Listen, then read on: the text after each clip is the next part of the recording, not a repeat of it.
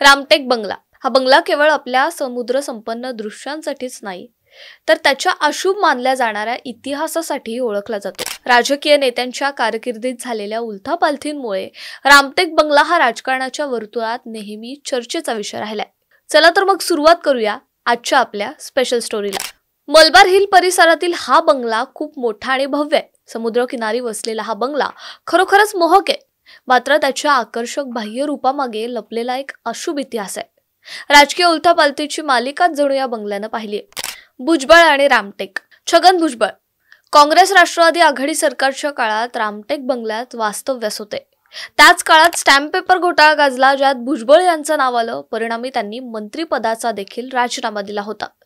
पुढे 2019 मध्ये महाविकास आघाडी सरकार आलं आणि पुन्हा भुजबळ यांना अन्न व नागरी पुरवठा मंत्रालय मिळालं। मात्र 2.5 वर्षात ठाकरे सरकार कोसळलं आणि त्यावेळीही भुजबळ रामटेक बंगल्यातच राहत होते। तर दुसरीकडे एकनाथ खडसे यांची सुद्धा एक स्टोरी आहे। 2014 मध्ये भाजप शिवसेना सरकारच्या काळात कृषी मंत्री असलेल्या एकनाथ खडसे यांना रामटेक हा बंगला देण्यात आला होता, परंतु लवकरच त्यांच्यावर भ्रष्टाचाराचे आरोप झाले आणि खडसे यांना कृषी मंत्री पदाचा राजीनामा द्यावा लागला।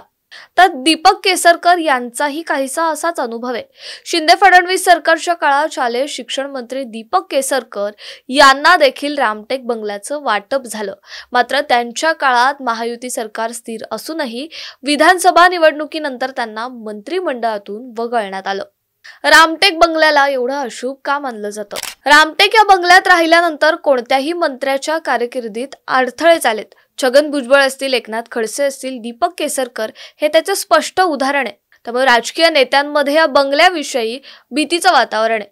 महायुती सरकारमध्ये महसूल मंत्री झालेल्या चंद्रशेखर बावनकुळे यांना देखील रामटेक बंगल्याचं वाटप करण्यात आलंय, मात्र त्यांच्या कार्यकर्त्यांनी या अशुभ इतिहासामुळे मोठी चिंता व्यक्त केली आहे। अखेर हा बंगला आता कदाचित पर्यावरण मंत्री असलेल्या पंकजा मुंडे यांना देण्यात येईल। आता पंकजा मुंडे यांच्या कार्यकर्त्यांमध्ये चिंता आहे।